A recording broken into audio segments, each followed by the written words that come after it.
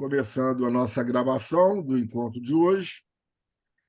O tema da aula de hoje, que tem essa pegada com o território, o lugar, o espaço, e, obviamente, território, lugar, espaço tem conceituações específicas, né?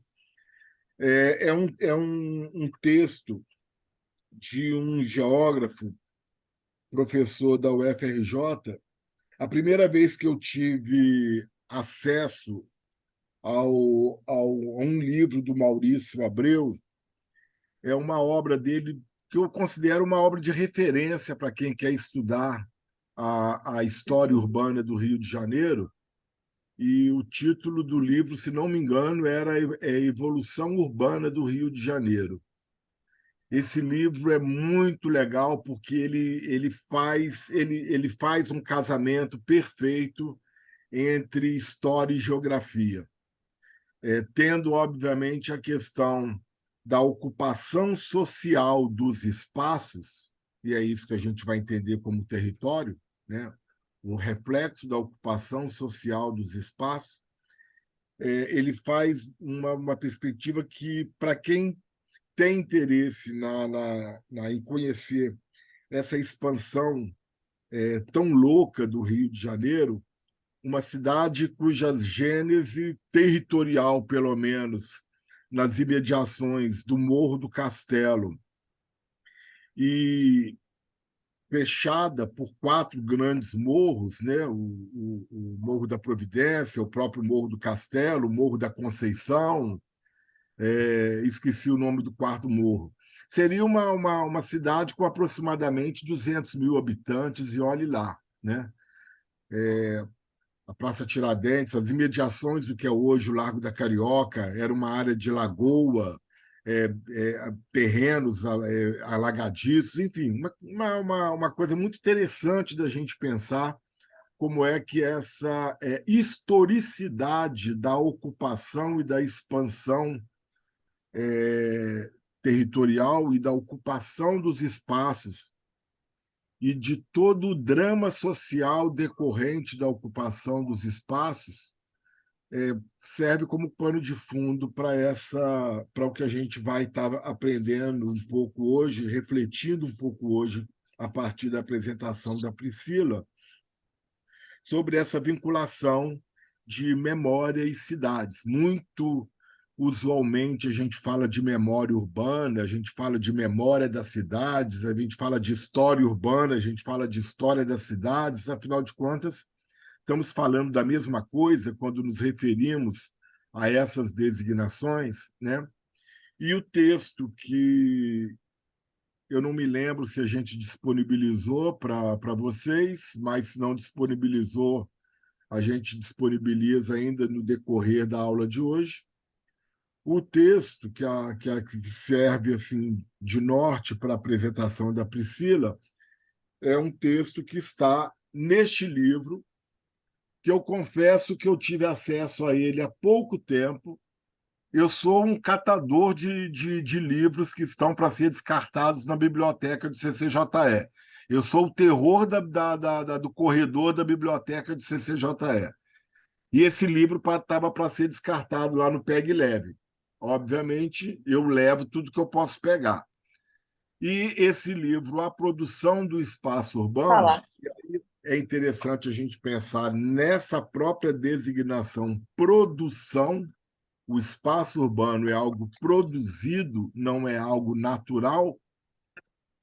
Tem o primeiro capítulo, é uma organização, são vários autores, e o primeiro ao texto desse livro é o texto do Maurício Abreu sobre a memória das cidades, né? Então, eu coloquei no programa do nosso curso, meio até de última hora, porque, como eu disse, eu peguei esse livro há pouco tempo.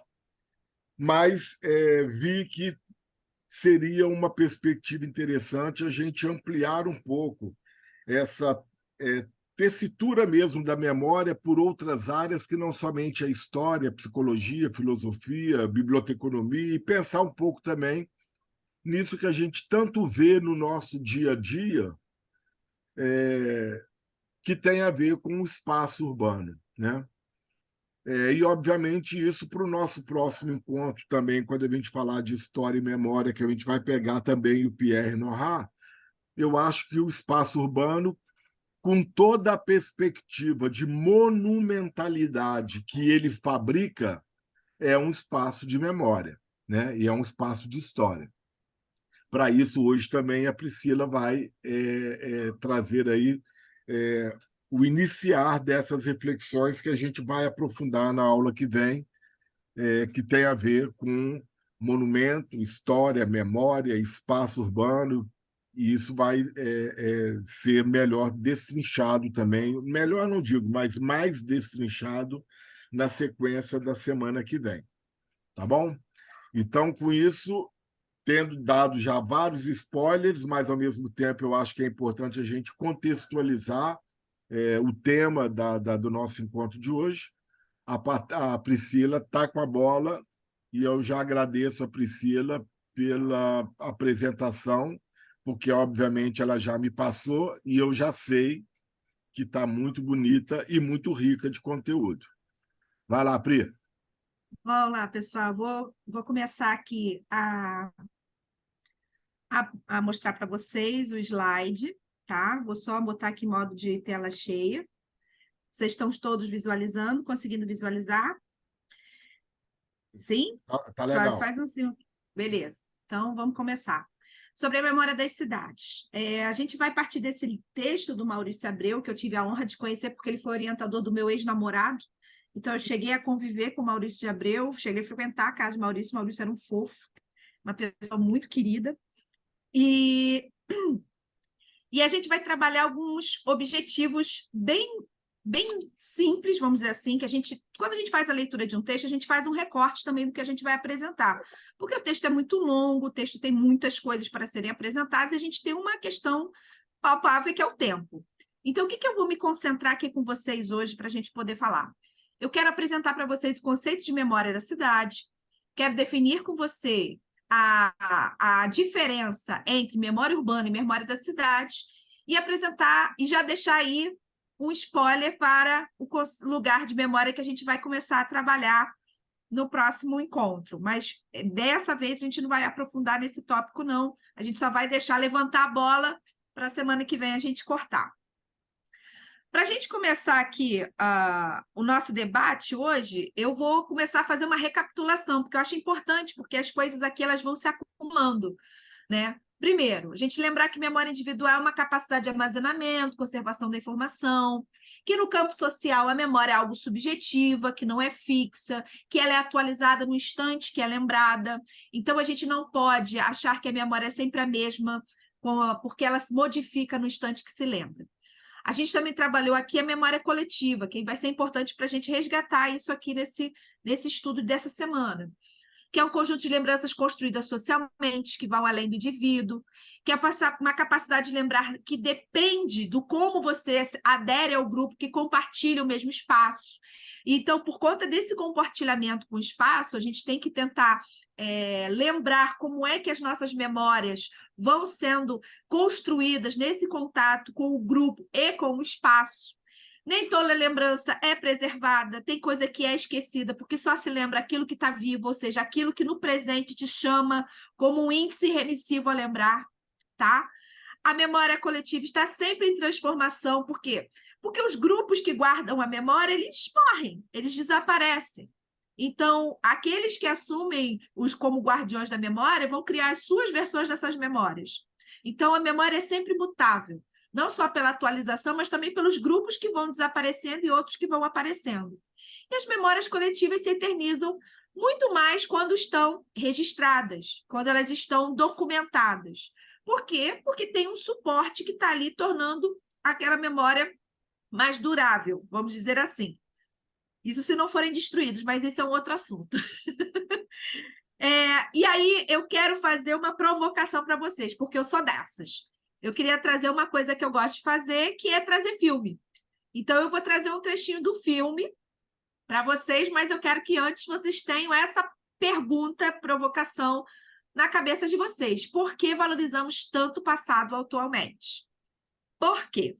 E aí eu trouxe um filme para vocês, que é o Meia-Noite em Paris, e que é a história do Guy de Pender, que é um jovem escritor em busca de fama, que ele está de férias em Paris com a noiva, e aí ele começa a explorar a cidade e, de repente, acontece uma coisa inusitada. Uma carruagem do começo do século XX aparece e leva ele para as festividades do século XX. Depois, ele vai encontrando pessoas famosas da época, como Hemingway, como Picasso, Gertrude Stein, e ele fica muito apaixonado com essa ideia de passado. E é em cima dessa ideia de passado que agora eu vou passar para vocês o videozinho. Eu espero que o áudio vá naturalmente. Share sound. Ah, tá aqui, show. A imagem não está muito boa porque a HBO não me permite copiar diretamente. Aí eu tive que gravar com o meu celular. A gente tem que fazer umas gambiarras. Então, bota aí, aumenta o som para vocês ouvirem bem, para a gente poder debater a partir desse vídeo. Maravilhosas! Olha! Ai, meu Deus! O Pablo admira tanto.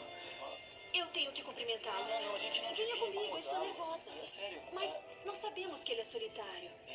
Ele adoraria a nossa companhia. Tudo Vamos, bem. Vamos lá. Monsieur Lautrec. Sim, Boa noite. Somos grandes fãs do senhor.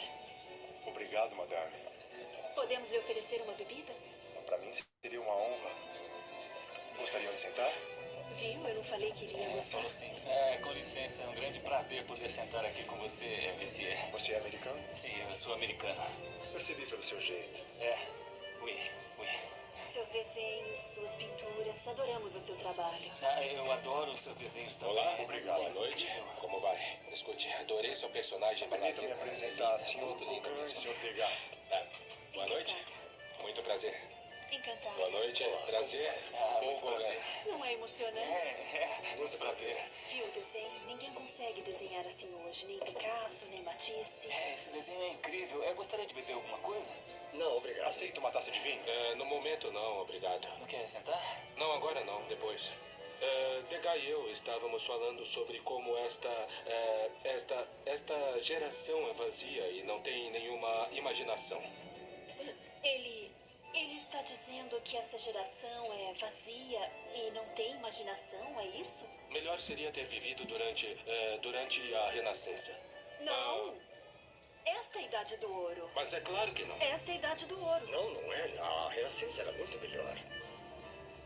Diga-me o que você faz. Eu estudo alta costura. Ah, por isso é tão elegante. Deixe-me entender. Roupa é traje a rigor. Você deveria conhecer Richard. É verdade. Ele quer que Degas conheça seu amigo Richard. Ele procura alguém que faça os figurinos para o novo balé. Você está interessada? Figurinos para balé? Isso. Ai, meu Deus, eu não moro aqui. Eu quero dizer, eu vivo, mas eu... É melhor você não contar detalhes. Nós estamos aqui só de passagem. Eu posso falar com você um minuto? Com licença.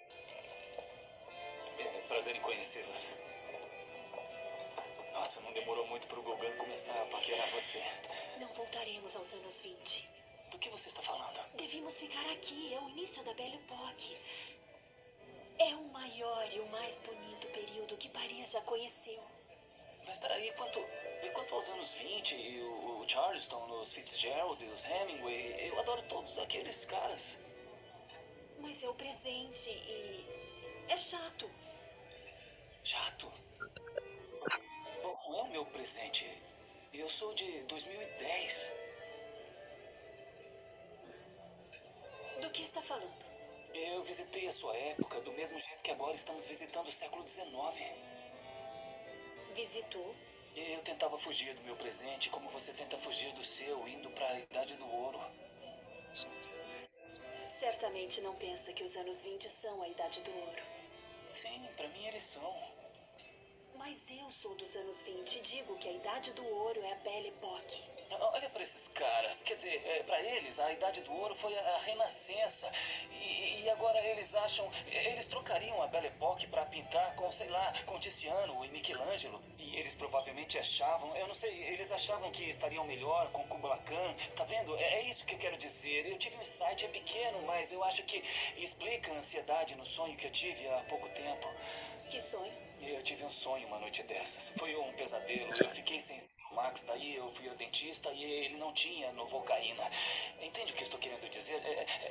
Essa gente não tem nenhum tipo de antibiótico.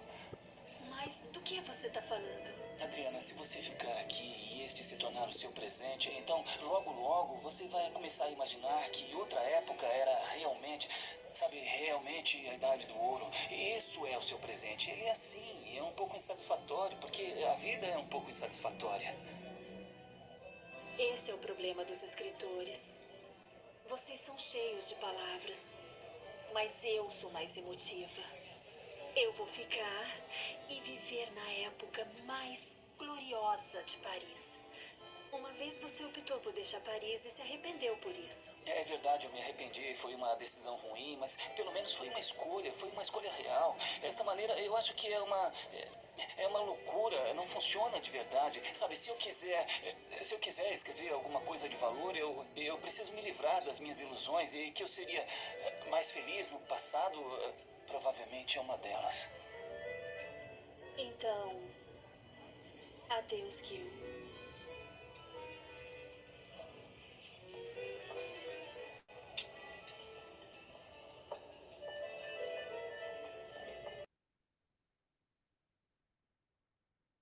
Vocês conseguiram ver, ouvir? Eu fiquei meio preocupada. Sim, Eu sim, ouvi sim. bem. Muito bom, muito bom. Então, eu vou compartilhar aqui com vocês de novo. Vou só fechar aqui a tela do vídeo para poder compartilhar. Eu fiquei pensando muito o que eu ia utilizar para trabalhar o texto. Aí eu me lembrei do filme, eu falei, caraca, esse filme tem tudo a ver com o que a gente quer falar agora no começo, que é a questão da gente se interessar muito pelo passado. E por que a gente se interessa muito pelo passado, né? É o mito da Idade do Ouro, o arquétipo utópico do período da felicidade do homem, o passado. O passado se parece sempre melhor do que é o presente, né, na história. Alguém gostaria de fazer algum comentário sobre o vídeo que viu, sobre o porquê que a gente fica interessado, que achou interessante da fala dos personagens?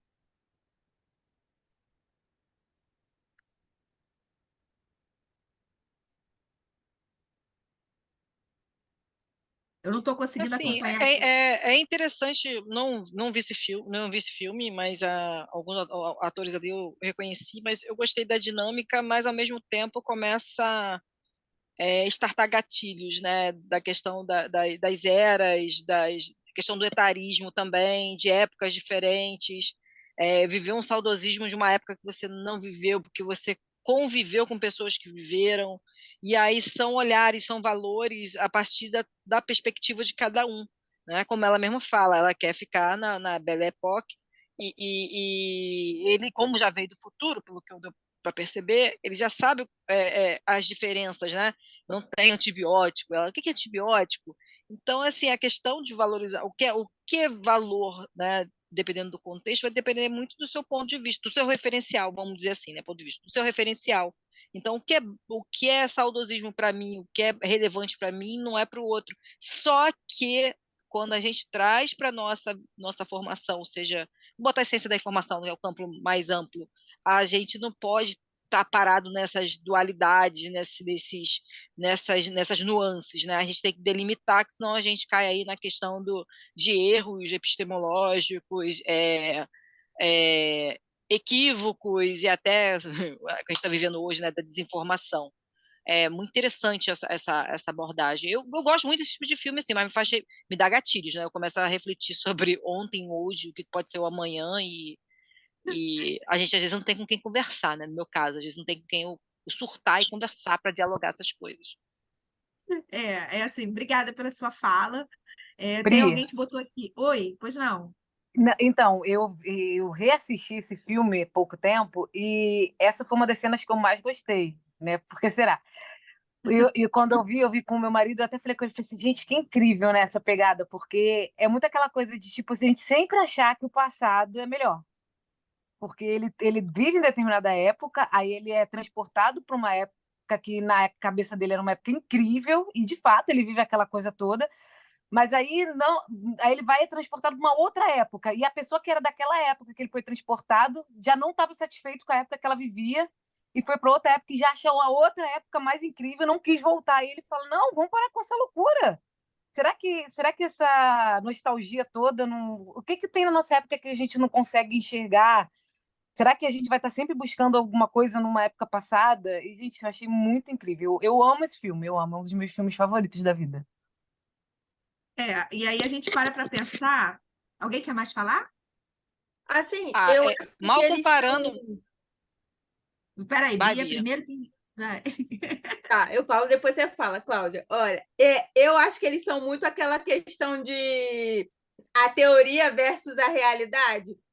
Porque quando ele volta para o passado, é uma época que ele só conhecia na teoria, pelos livros de história, pelas pessoas que ele conviveu, ele só ouviu falar. E aí, quando ele muda novamente, que ele encontra com ela está no mesmo deslumbre que ele. É uma época que ela só ouviu falar, a mais bela época de Paris. Aí ele vem para a realidade. Pô, mas aqui não tem antibiótico, aqui não tem os médicos, aqui não tem a medicina avançada que eu tenho em 2010.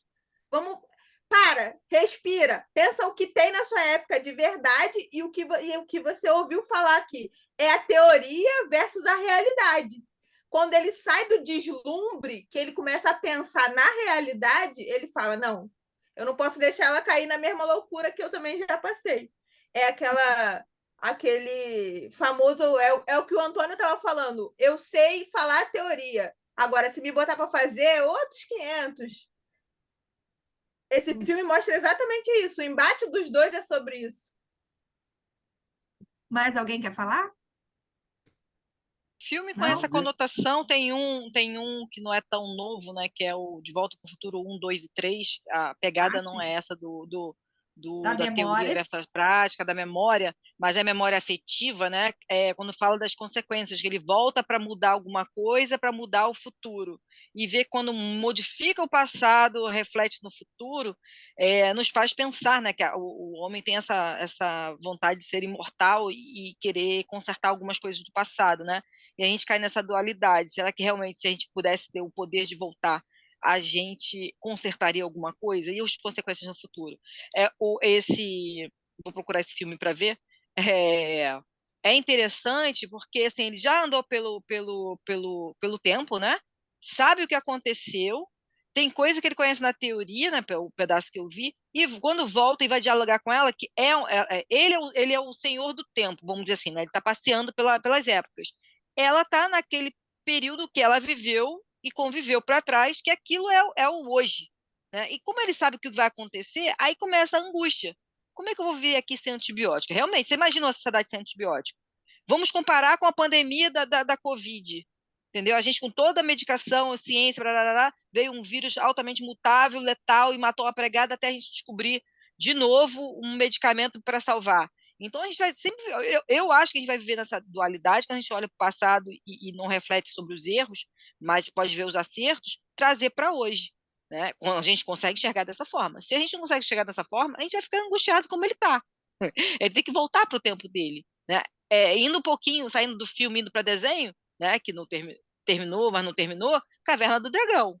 Quem viu aí pelo YouTube e tal, né? Eles querendo voltar para o presente, mas preso ao passado, preso numa época que não é a deles, né? Que era uma época totalmente diferente, e convivendo e querendo voltar para a sua realidade e aquela coisa, né? Do passado, presente e futuro, e um Senhor dos Magos que some o tempo todo. Então, a gente tem várias obras aí interessantes para a gente começar a pensar nessa enquadramento de memória, a temática de hoje. Mais uma para eu começar a procurar para me distrair. Eu acho que começa o filme, eu acho que a grande pulo do gato, ele passa bem desapercebido, que ele fala sobre o enquadramento de memória. Ele fala, o presente é chato. Ele começa falando, tem uma hora que ele vai falando assim, a gente fica olhando o passado, mas é porque o presente é assim mesmo, o presente é chato. E aí, para a gente falar um pouquinho de presente e por que a gente olha para o passado, a gente tem que olhar o nosso presente. E aí o Maurício Abreu vem trazendo a questão do mundo pós-Segunda Guerra Mundial, né? Pós-Segunda Guerra Mundial, houve uma perda do otimismo no futuro e do progresso, não tem jeito. Se a gente parar para pensar nos movimentos artísticos, né, o próprio Picasso começa pintando coisas bem delineadas, retratos bem estruturados, depois ele vai passando para o cubismo, que é aquelas coisas retorcidas, que eu acho lindo, eu vi pessoalmente, eu achei fantástico, por fotografia eu não achei tanto, mas pessoalmente eu achei fantástico, que quer dizer o quê? Que o mundo está incerto, que o mundo está fora do lugar, está fora do eixo. Então, essa perda de otimismo no futuro, porque a gente não sabe o que pode acontecer no dia de amanhã, uma guerra pode vir e destruir tudo, pode tudo acontecer, gera uma incerteza e gera uma vontade de olhar para o passado, porque o passado é uma coisa que já passou e você acha que tem controle sobre ele por já ter passado. As suas memórias sobre ele já estão fixas, então você tenta se ancorar.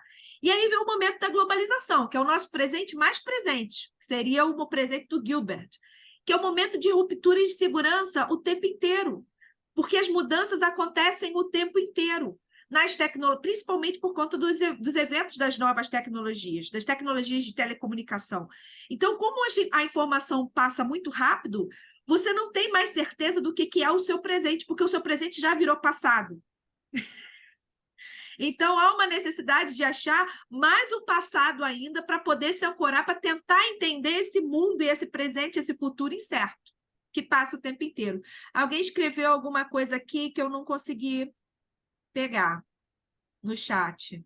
Eu estou tentando acompanhar os dois caminhos, mas eu não sei se eu vou conseguir. Bia, você consegue ver para mim o que escreveram?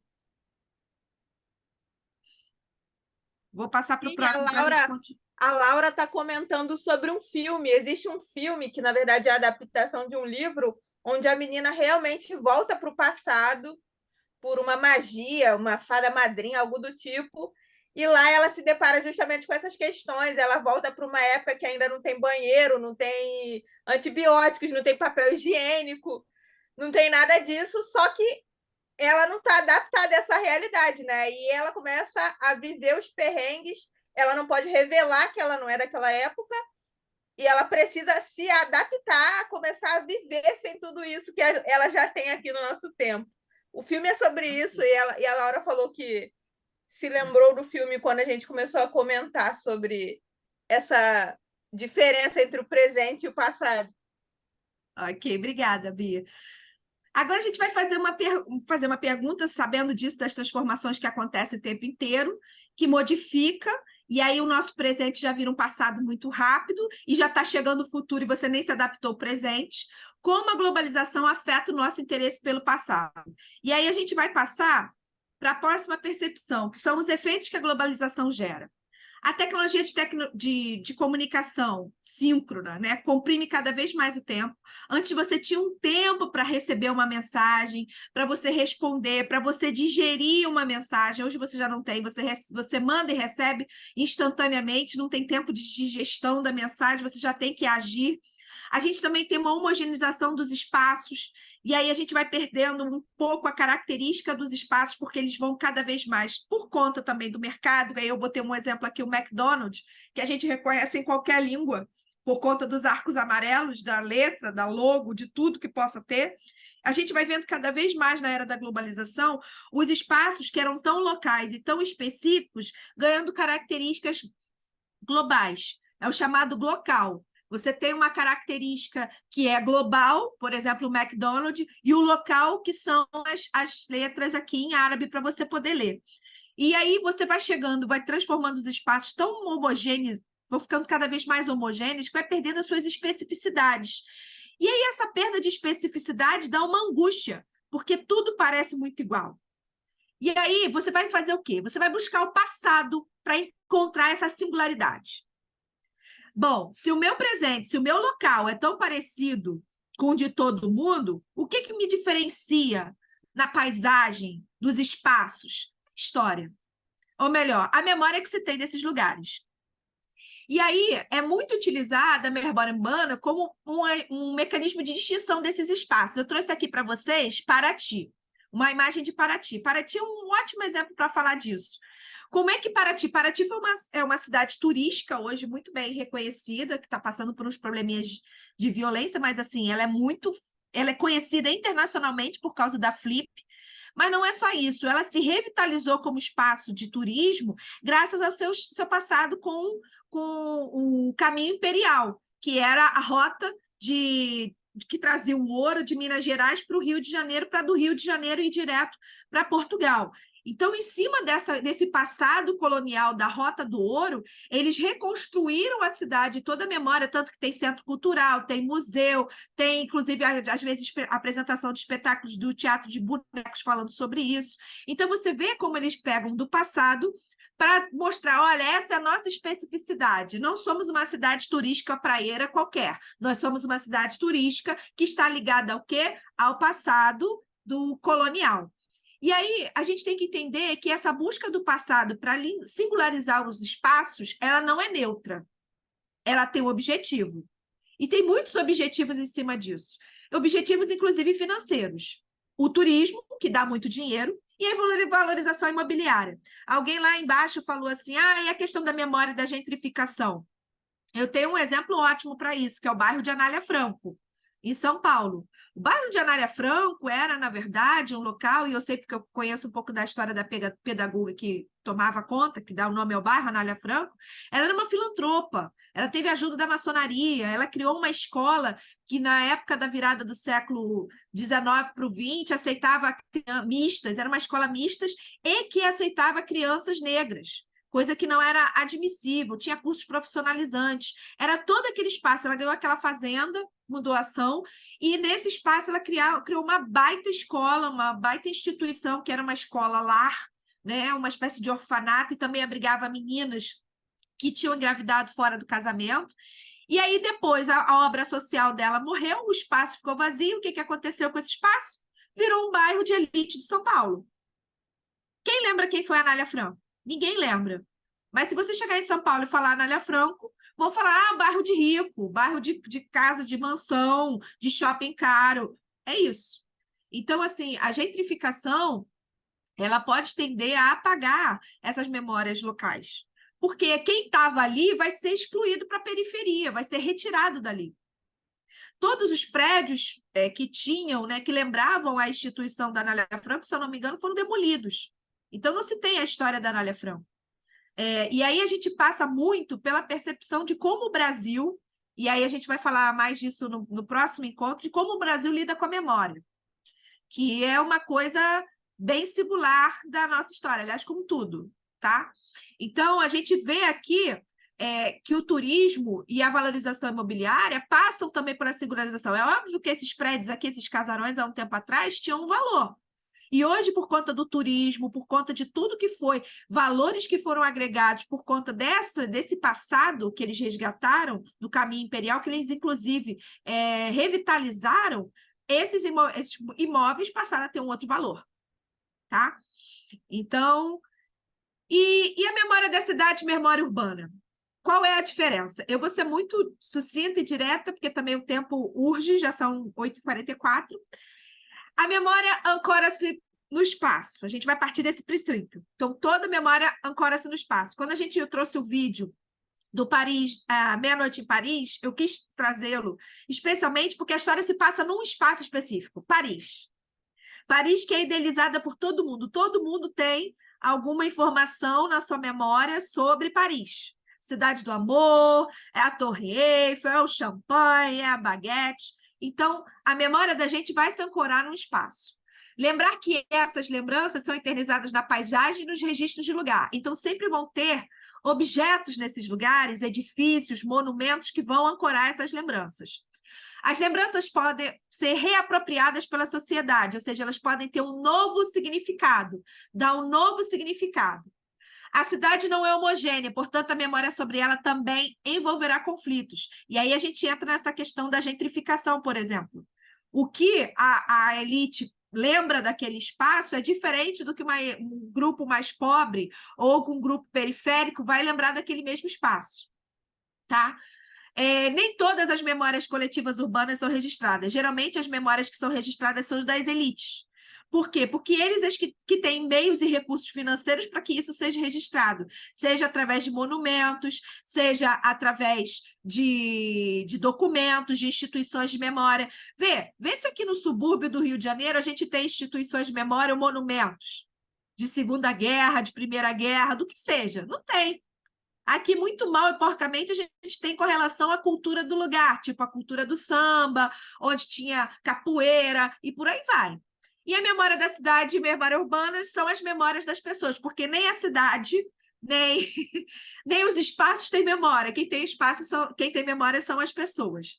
Então, para isso, eu trouxe aqui para mim, eu não quis trazer um exemplo da Zona Sul, que quando a gente fala de Rio de Janeiro, a gente acha que é só a Zona Sul. Eu trouxe aqui uma memória para mim, e acho que pode ser para algumas pessoas, de um lugar específico. Que lugar é esse? Alguém conhece esse lugar? Igreja da Penha? Penha. A A Igreja da Penha. Tem alguém aqui da Penha? Não. Não? Geralmente tem sempre um perdido da Penha. Eu moro do lado, eu moro em Olaria. Aí, ó, Olaria, viu? Já é parente. Viu? Da minha casa eu Mas tem consigo ver a aqui a Igreja da Alessandra da Penha. Penha. Sempre tem gente da Penha, gente. Sempre tem. Meus conterrâneos. Hoje eu moro na Praça Seca, mas eu sou Penha, moro na Penha, morei por 30 e poucos anos. E eu gostaria de falar de uma das memórias da Penha, que tem a ver com essa imagem do Globo, que eu retirei do Globo de 1959, que é a famosa Festa da Penha. Amigos, eu me mudei para Penha em 1987. A Festa da Penha é de lá de cima da igreja até o Parque Ari Barroso, que é aproximadamente uns 2 quilômetros de festa. Cheio de barraquinhas entrando por essa região. As pessoas subiam essa escadaria de joelhos para pagar promessa. Era uma festa super popular. Pessoas, elite, lá em cima na Igreja da Penha, tem fotografias maravilhosas de prefeitos, de governadores. Se não me engano, Getúlio Vargas passou para a Festa da Penha, então tem lá a foto. Montaram agora, finalmente, uma espécie de museu, né, do Santuário da Penha, para resgatar essa memória do espaço que até então, assim, as pessoas não tinham essa preocupação de guardar. E aí tem uma outra imagem, uma imagem de 2010. Alguém lembra dessa imagem? Quem mora na Penha sabe do que é. Quem é de Olaria também. A ocupação, né? A ocupação A de invasão do Complexo do Alemão? A dita, muitas aspas, pacificação. A A UPP, né? pacificação. A entrada da pacificação. Gente, na época, eu morava na Rua do Cajá, perto do Hospital Getúlio Vargas, que foi justamente a rua de entrada para o Morro do Cruzeiro, onde entrou todos aqueles carros do BOPE, que fez aquela cena célebre dos traficantes fugindo e a polícia de helicóptero atrás querendo dar tiro. Eu morava ali, eu não morava no morro, Dando não, eu morava... tiro. E, por sinal, hoje eu não consegui dar aula na minha escola, porque hoje teve muito tiro lá por conta de operação policial de novo. Então, essas são memórias que estão ligadas a esse espaço, a esse lugar. Não só ao seu modo de vida, mas está afincado a essa igrejinha, a esse bairro. Então, quando a gente fala de memória da cidade, a gente está falando de lembranças obrigatoriamente associadas a um determinado lugar. A gente não está falando só sobre o modo de vida, a gente está falando sobre um lugar específico. Isso não aconteceu mais em nenhum outro lugar. Não aconteceu em Ipanema, não aconteceu em Copacabana, isso não aconteceu em Madureira, aconteceu na Penha. E é essa lembrança, é essa memória que eu tenho desses dois lugares, tá? E aí a gente vai falar um pouquinho sobre memória urbana. Essa daqui, galera que é do subúrbio, da Penha a Irajá, de Irajá ao Meia, de Meia a Tijuca. Tem essa lembrança? Alguém tem essa lembrança? Bem Cosme recente. Damião. Daí, São Gonçalo era assim, tinha. Bem recente, São inclusive. Gonçalo também tem. Engraçado. Tinha, Tinha, porque não tem mais? o curral gospel tá acabando com tudo. Olha, eu achei que o Curral Gospel, porque assim, eu moro na Penha. A Penha tem várias peculiaridades, né? Lá ali é o antro do Silas Malafaia, né? Vocês sabem que ali a Penha é onde fica a igreja do Silas Malafaia. Eu pensei que teria acabado essa cultura do doce de São Cosme e São Damião, principalmente pós-pandemia e por conta da crise econômica. Mas, menina, eu nunca vi tanta criança pegando doce de São Cosme e São Damião como eu vi esse ano. Assim, a baixa Ai, que nas maravilha. escolas no dia 27 de setembro foi intensa. E eu gosto muito dessa memória porque é perto do meu aniversário. Então, assim, eu sempre pedia 2 saquinhos em homenagem ao meu aniversário e eu sempre ganhava. Então, eu trouxe essa memória por quê? Porque essa memória não é uma memória da Penha. Essa é uma memória de vários bairros do subúrbio do Rio de Janeiro. Vários bairros, vou dizer nem subúrbio, vou dizer periféricos ao Rio de Janeiro e de outras cidades. Engraçado que essa memória do saquinho de doce, eu não sei se tem alguém aqui, Copacabana, Ipanema, Leblon, alguém tem essa memória de sair para trás de doce? Isso é coisa de subúrbio, né? É o contrário, eles saem para trás de pessoas para dar. É o contrário. E a pessoa sai para dar porque não tem quase ninguém. Quando tem uma pessoa ou outra para dar. Pois é. Eu me lembro que a minha prima, quando foi morar em Ipanema, ela reclamava que ela nunca ganhava doce, porque lá não se tem esse hábito. E aí a gente para pensar que isso tem muito a ver com o modo de vida urbano, com as relações dos cultos de matriz africana, com uma questão de boa parte das pessoas de matriz africana serem negras e, consequentemente, não serem de uma classe de elite. Então, está muito associada a uma classe média baixa, que aí onde mora essa classe média baixa? É nos subúrbios, é em outras áreas da cidade. Então, essa é uma memória específica dessas outras áreas da cidade, mas não está ligada especificamente a nenhum lugar definido. Não é só a memória da Penha, não é só a memória do Meia, não é só a memória da Tijuca. Então, quando a gente fala de memória urbana, a gente está falando de modo de vida urbano, sem conexão com lugar específico. Tudo bem? Todo mundo entendeu? Essas duas comparações? Eu estava com medo de não conseguir ser clara, mas agora acho que o doce ajudou. São Cosme e São Damião. E aí a pergunta que fica, do Maurício Abreu, né? Bom, se a memória da cidade eu tratar sobre um espaço específico, e não só sobre o modo de vida, eu tenho que falar de um espaço específico, tratar de um espaço específico. Dá para fazer isso, resgatar a memória da cidade? Se a memória são das pessoas e não dos espaços? Como é que a gente faz isso? E aí ele propõe o seguinte: entender que, tá? Eu estou fazendo aqui um recorte do texto do Maurício. A necessidade de uma memória da cidade é, na verdade, uma necessidade de história. Ele vai falando que a gente tem necessidade de história, ou seja, a gente já está querendo construir fontes, vestígios, manter alguma estrutura mínima, algum método mínimo para entender essas lembranças do passado. Eu falei para vocês que até pouco tempo atrás a Santa Área da Penha não tinha nenhum memorial, nenhum tipo de museu ou coisa do gênero.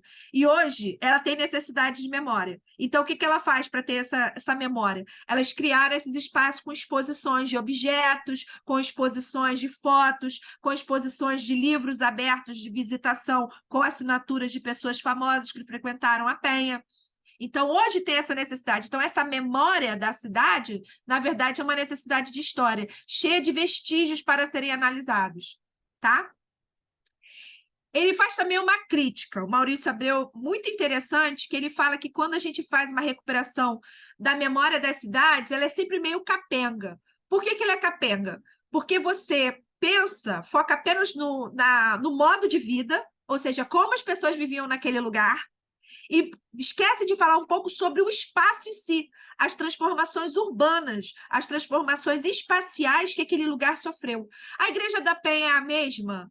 É o mesmo prédio que sempre existiu no mesmo lugar? Aí, se você for pesquisar, vai descobrir que não, que tiveram pelo menos umas 2 ou 3 capelas antes, que foram demolidas, e essa capela que está lá em cima do morro é uma capela relativamente recente, 100 anos. E olha que a ideia da Igreja da Penha existe desde 1648. Né? Ela é fundada no período colonial. Então, ele pensa que a gente tem que pensar... oh, meu Deus, que redundância, desculpem. Ele propõe que a gente pense, né, que a mudança do espaço não deve ser só estudada na relação de causa e consequência.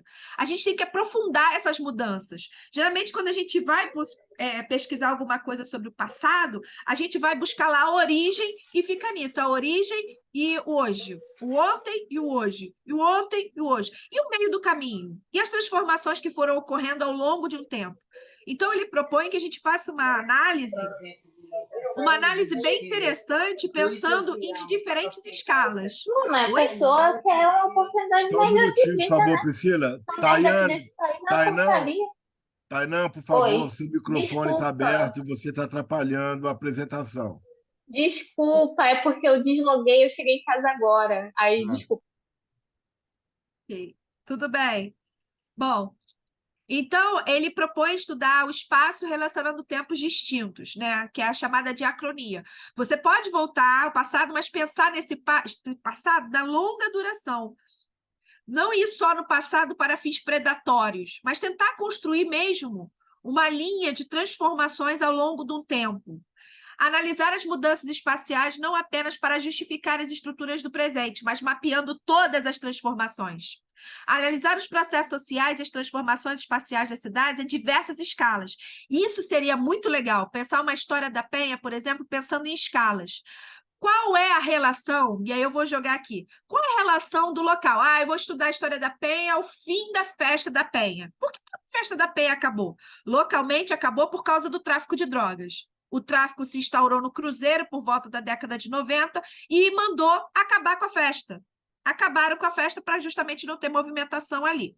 Aí você para pensar, e regionalmente, quais eram as políticas públicas que estavam em vigência na época para aquilo, para impedir ou para facilitar o surgimento do tráfico? Depois, nacional, pensar como é que isso se interfere na política nacional de segurança pública e como é que afetou essa festa da Penha. E no global, como é que o tráfico de armas e de drogas acabou afetando uma coisa tão específica num lugar tão específico como a Penha.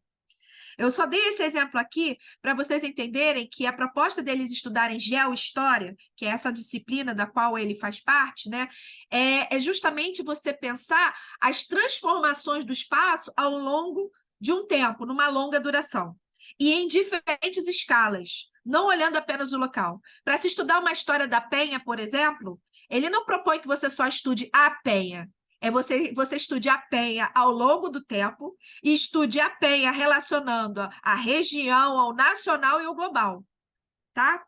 Então, agora eu passo a palavra para o professor Antônio, que trouxe aqui algumas provocações em formas de imagens para vocês sobre documento e monumento. Eu acho que você está indo tão bem que você poderia continuar.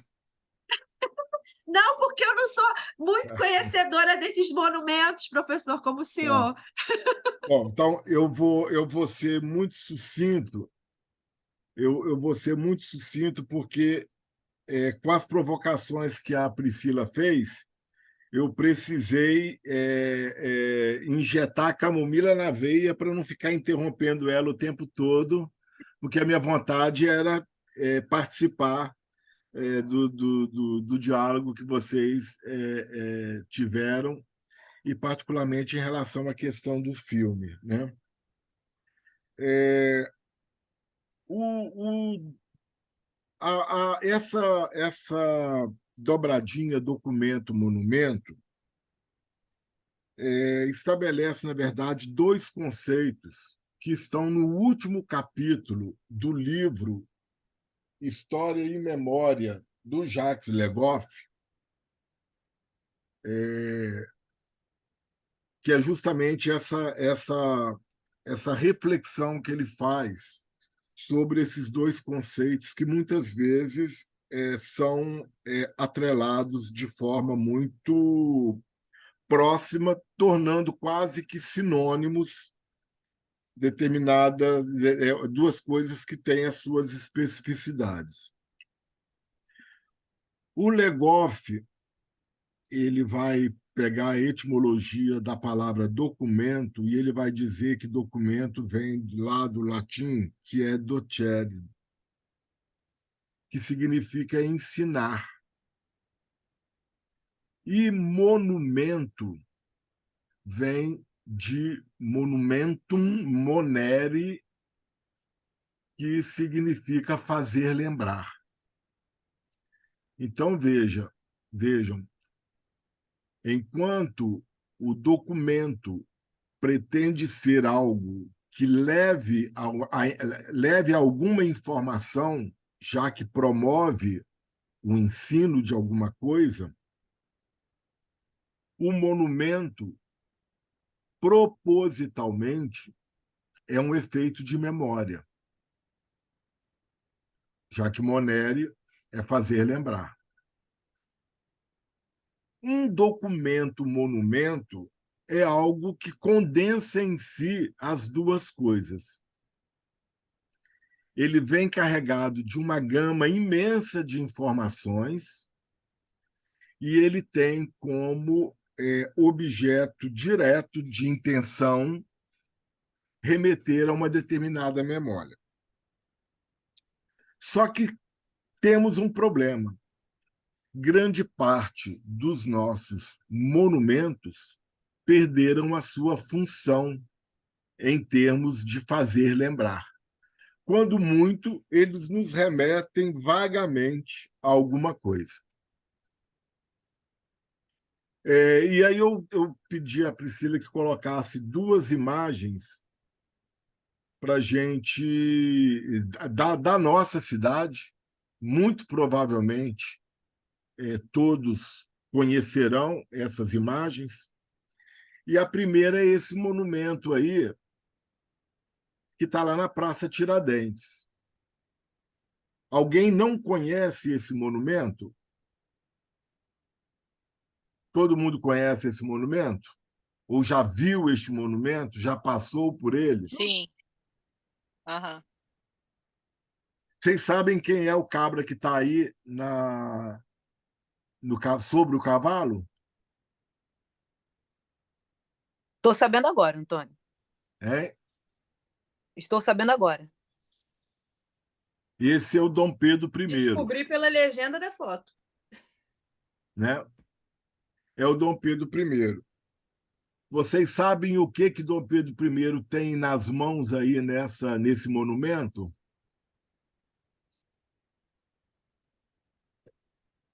Eu não sei, não. Não. É A Constituição? A Constituição. Mas olha o problema histórico. Olha já um spoiler sobre a relação conflituosa entre história e memória. As datas Embora ele evoque uma memória de um Dom Pedro constitucionalista, já que ele está com a Constituição na mão, a nossa primeira Constituição foi outorgada.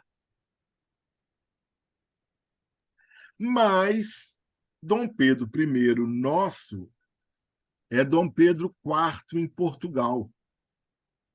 E ele teve que abdicar aqui em 1831 para ir para o Porto lutar contra o irmão dele, Dom José, que estava com as tropas em Lisboa, querendo restaurar a monarquia absolutista portuguesa.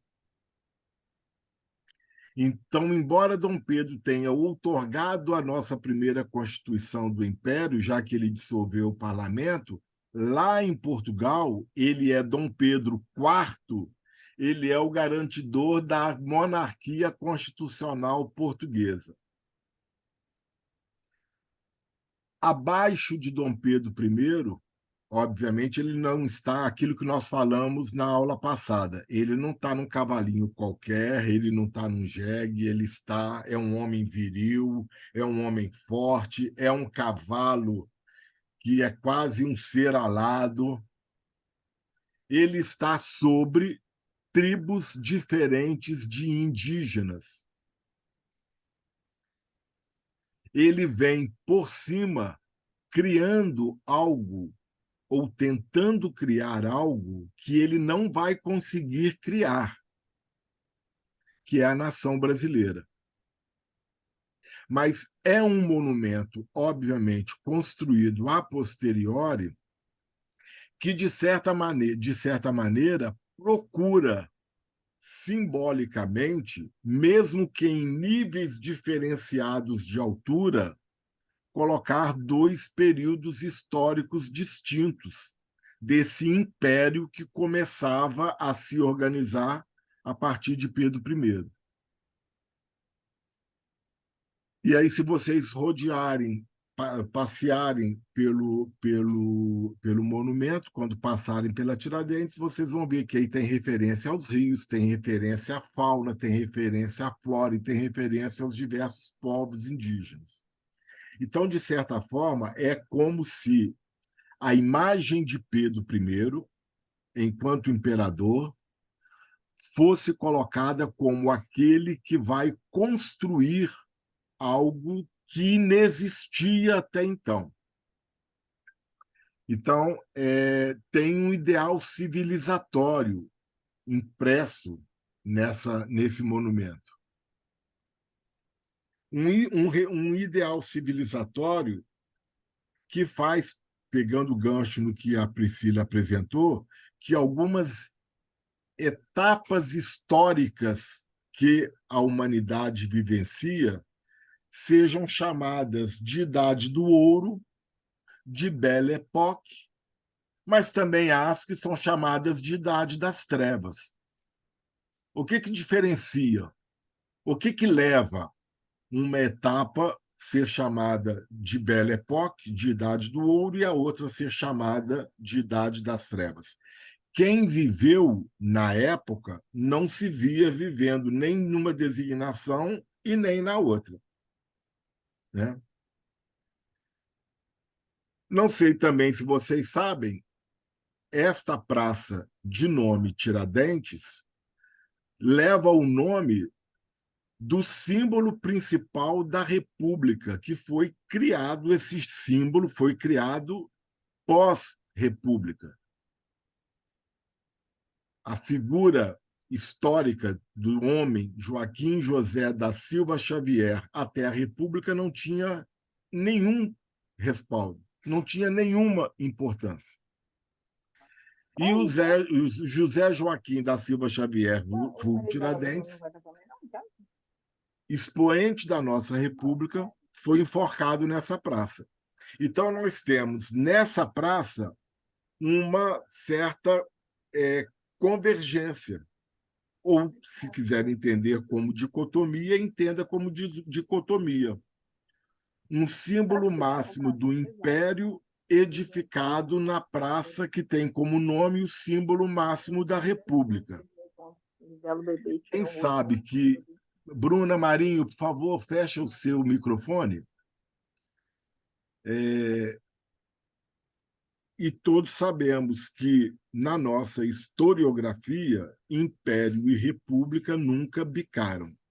A nossa historiografia, como foi cunhada, escrita pela e na República, sempre foi negligente e tentou diminuir o império. Todo mundo que viu o filme Carlota Joaquina sabe do que eu estou dizendo. A imagem como é, por exemplo, representada a figura de Dom João VI, né? A outra imagem, por favor, Priscila, de um outro monumento, quando a gente sai da Avenida Rio Branco e pega o Aterro do Flamengo, né? Monumento aos mortos na Segunda Guerra Mundial. A Segunda Guerra Mundial, para o Brasil, ela é uma memória muito mais herdada do que uma memória vivenciada, com exceção dos pracinhas que chegaram a fazer a batalha lá na Itália. Mas é uma memória muito mais alinhada ao grupo de países com o qual o Brasil se alinhou, do que propriamente a um evento que tenha trazido traumas e sequelas diretas para a grande parcela da população brasileira. Não estou dizendo que o evento tenha sido indiferente, não foi. Mas é um evento que ele, hoje, para grande parte da população brasileira, e talvez para grande parte da população carioca, que passa pelo Aterro do Flamengo, não tem sequer a referência de sentido da intenção memorialística que este monumento procura transmitir. O Nohar vai dizer que quando esses monumentos, quando esses lugares de memória já não cumprem a sua função de fazer lembrar, eles são mais lugares de história do que propriamente lugares de memória.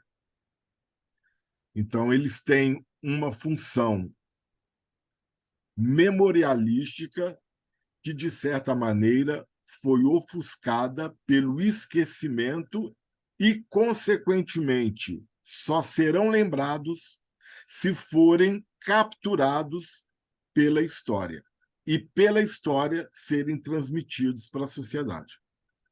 E aí eles podem, de certa maneira, ser ressignificados e terem nessa ressignificação o cumprimento da sua função de memória. Eu poderia trabalhar aqui com sei lá quantos monumentos que nós temos no Rio de Janeiro que já não cumprem mais a sua função de lugar de memória, né? E, por final, este aí que está lá na Rio Branco, provavelmente todos... Da Rio Branco, não, desculpe, na Presidente Vargas, monumento a Zumbi. Esse já é um monumento que ele vem a reboque daquilo que nós vimos como memórias subterrâneas. Ele vem a reboque da pressão de grupos subalternizados que, ao longo das últimas 3 décadas, pelo menos, encontraram canais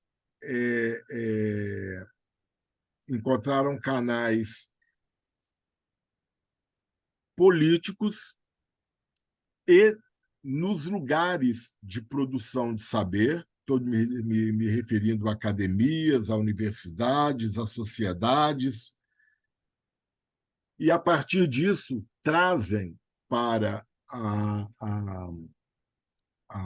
a cena urbana determinados representantes de uma memória que, até então, estava subterrânea e foi, de certa maneira, ressignificada pelos movimentos organizados, movimentos populares, e, no caso do Zumbi, aí, principalmente, o movimento negro. Isto não significa que todos que passem pela Presidente Vargas, mesmo sabendo que sejam o monumento a Zumbi, saibam um pouco além do mínimo quem foi o Zumbi dos Palmares e talvez saibam menos ainda da representatividade que foi o Quilombo dos Palmares como lugar de resistência a uma forma perversa de colonização que marcou o processo de constituição do Brasil, de constituição enquanto Estado, que eu estou me referindo, né? Alijando da dimensão de direitos grande parcela dessa população de mestiços, indígenas e africanos. E o quanto que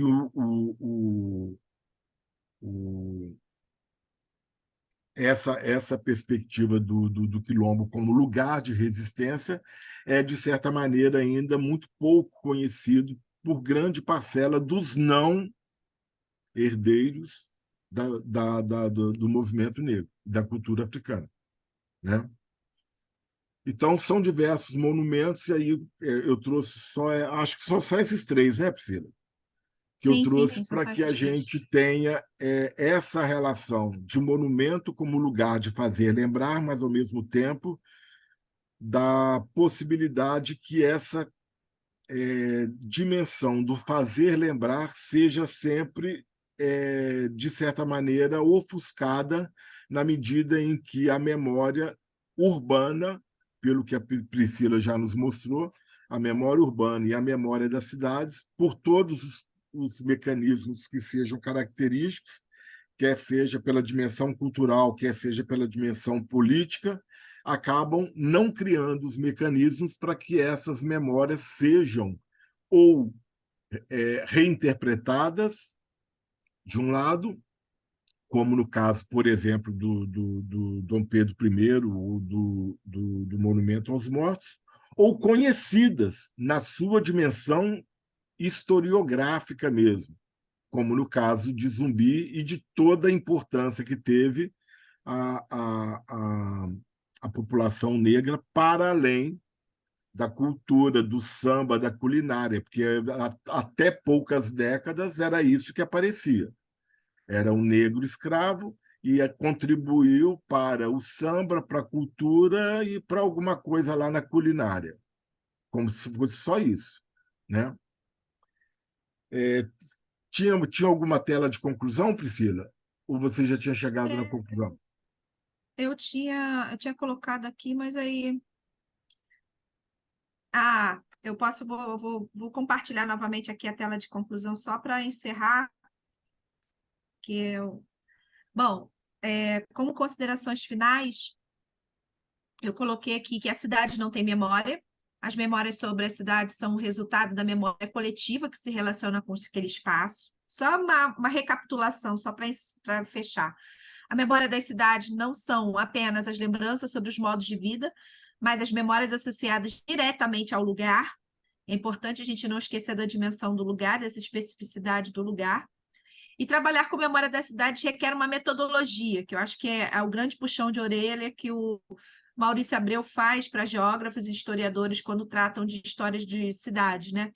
Que existe uma pesquisa que pense nas transformações do espaço em diferentes escalas temporais, curta, média, longa duração, e na sua relação com diferentes escalas espaciais, local, regional, nacional e global, para a gente poder ter uma visão mais ampla sobre esse conhecimento da história das cidades, ou melhor, da memória das cidades.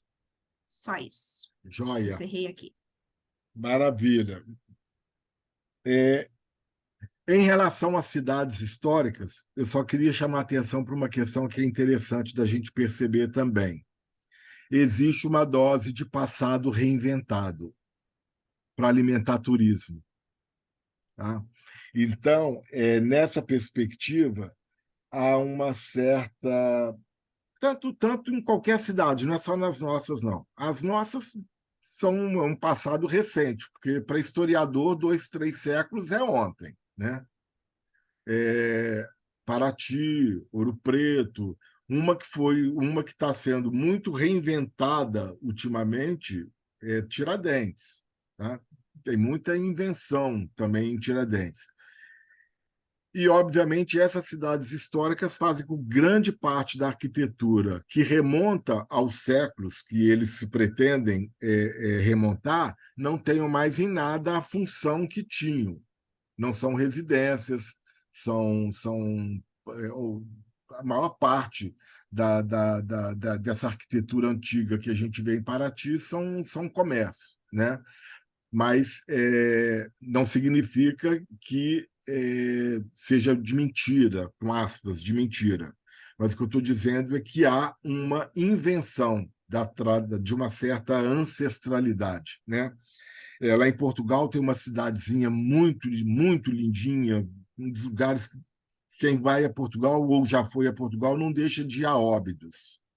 Óbidos se apresenta como uma cidade medieval portuguesa, né? Só que a Óbidos medieval ela está praticamente na estrutura, na base, nas pedras, ou debaixo do solo do que é a Óbidos que a gente visita. Essa Óbidos que a gente visita e que ela, olhando, você jura que está na cidade medieval, ela foi fabricada pós-Salazar, no momento em que Portugal começou a atrair. Portugal tem escavações ainda romanas, mas a cidade medieval que a gente visita, pelo menos o que a gente vê dela, de medieval pouco tem. E a gente jura que a gente está no medieval. E tudo lá é na base do medieval, como se tivesse tido muita Idade Média e feudalismo na Península Ibérica, coisa que nem sequer aconteceu muito, né? Mas, enfim, então tem essa dimensão da invenção também das tradições. Tem um livro que se chama, inclusive, A Invenção da Tradição, né? A Daniela fez uma pergunta aqui, professor, e ela queria que o senhor respondesse qual o impacto da gentrificação sobre a questão da memória em relação ao território. Tudo que eu estou falando agora do turismo, por exemplo, que eu me referi tanto a Tiradentes quanto a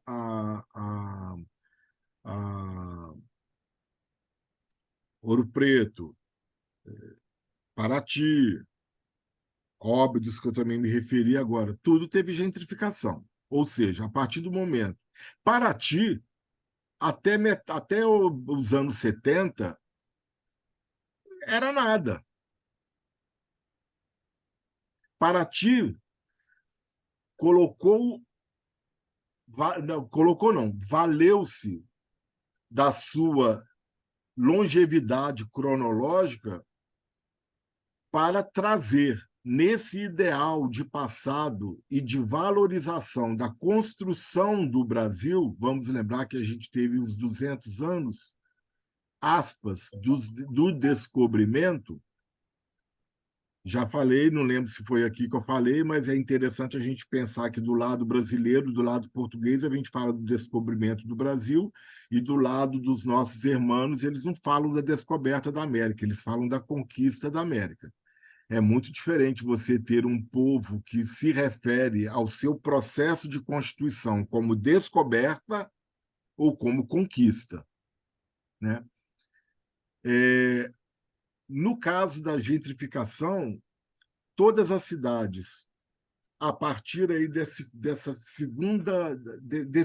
terceiro quarto aí do século XX, com o processo de globalização, essa questão da territorialidade fluida, da temporalidade fluida, da espacialidade fluida, todo mundo começou a ter um certo frisson sobre as questões de ancestralidade. Porque se eu não sei bem de onde eu venho, onde eu estou, quem eu sou, eu começo a querer ter um certo ideal de ancestralidade. E isso virou uma febre no segundo quartel do século XX. Aí entra o livro do Andreas Roysen, que é o livro Seduzidos pela Memória. E aí, Daniela, tivemos uma experiência recente, em termos de 2 décadas, aqui no Rio, tentando colocar a Lapa como sendo o lugar de ancestralidade do Rio de Janeiro. Não temos esse lugar, porque esse lugar, que era o Morro do Castelo, foi derrubado, né? O Rio de Janeiro é uma das poucas cidades do século XVI que não tem o seu local de gênese constitutiva, que seria ali da Praça 15 para o Morro do Castelo, que foi todo desbastado. O lugar próximo à gênese do Rio de Janeiro se tornou o lugar do centro financeiro da elite empresarial carioca, né? Da mesma forma que o centro de Paraty se tornou edificações antigas que têm comércio. O habitante de Paraty não mora na região histórica de Paraty, ele já foi expulso há muito tempo da região histórica de Paraty. A Lapa teve uma tentativa que acabou sendo mal sucedida, mas quando a Lapa começou a ser revitalizada, a especulação imobiliária veio junto, e aí começou a ter processos. Isso veio lá nos anos 20, com a expulsão de boa parte dos cortiços e tal, mas foi ressignificada agora, né? Então, aconteceu na maior parte das cidades europeias que têm o turismo histórico, as áreas mais antigas que estavam absolutamente depauperadas, o bairro de Alfama, em Lisboa, que seria o equivalente ao nosso Morro do Castelo se ainda existisse, pegando a nossa Santa Teresa, o bairro de Alfama estava completamente depauperado.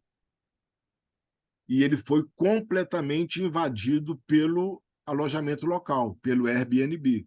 E não é para o turista português, é para o turista da Europa do Norte, que tem poder aquisitivo muito maior, e é ele quem fica na parte histórica de Lisboa, né?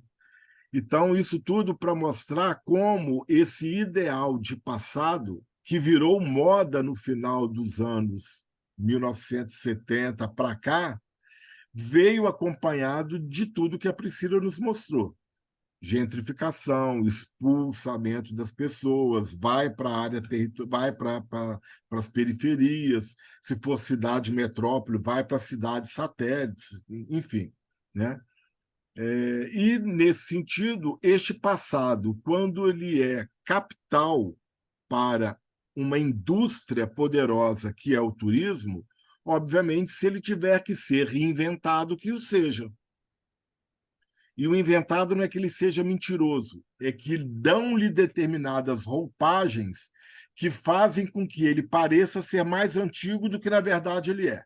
Porque quanto mais antigo, mais a gente gosta. Né? Ok? Alguém tem mais alguma dúvida? Respondi, Daniela? Acho que respondi, né? Cláudia, eu acho que poucas grandes cidades no Brasil tiveram tanto apagamento histórico como o Rio. É O Rio de impressionante. Janeiro, para mim, é uma decepção. Eu digo assim, decepção não no sentido de hoje, né? Eu gosto muito da história do Rio, para saber como é que era e como é que foi o impacto de hoje e tal. Ainda mais que a gente tem ainda um pedacinho ali que a gente anda e vê. Teve o pessoal de Marília teve aqui, aí a professora lembrou dos livros de literatura passando pelas ruas, né? Falei, essas aqui sobreviveram, o resto já era. E quando a gente pega os livros da história do Rio de Janeiro e vê o que tanto foi demolido para fazer eu criar uma nova França, uma nova Europa, eu fico muito triste, porque tinham coisas muito lindas, desenhos, né, gravuras, tal, que remonta a isso, que eu acho que seria um espetáculo se elas estivessem ainda em pé hoje. E o Brasil vou dizer Brasil como um todo, mas lembrando do Rio de Janeiro, tem essa ânsia do apagamento pelo apagamento Isso. porque quer as coisas novas. E Eu aí acho que você não tem tem, memória, registro, né? tem, Vamos dizer assim. tem um psicanalista, ele morreu há pouco tempo, que era o Contário Caligares. Ele era psicanalista, mas ele era um profundo apaixonado pela história do Brasil.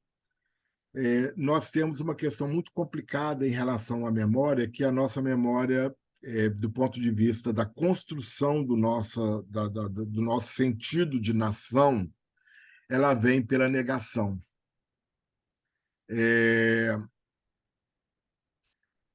A colonização negou o que existia antes.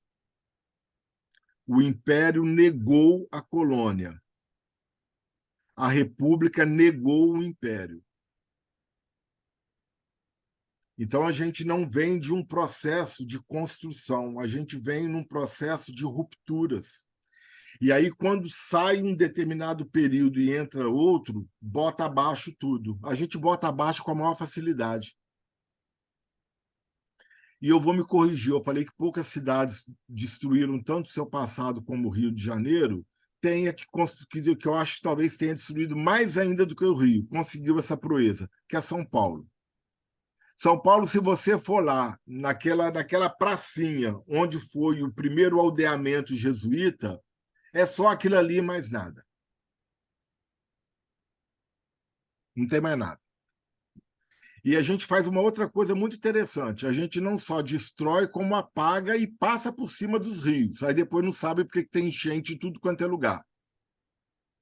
Os nossos rios, eles são, de certa forma, como se existisse rios, fosse algo que depusesse contra. A gente esconde tudo quanto é rio.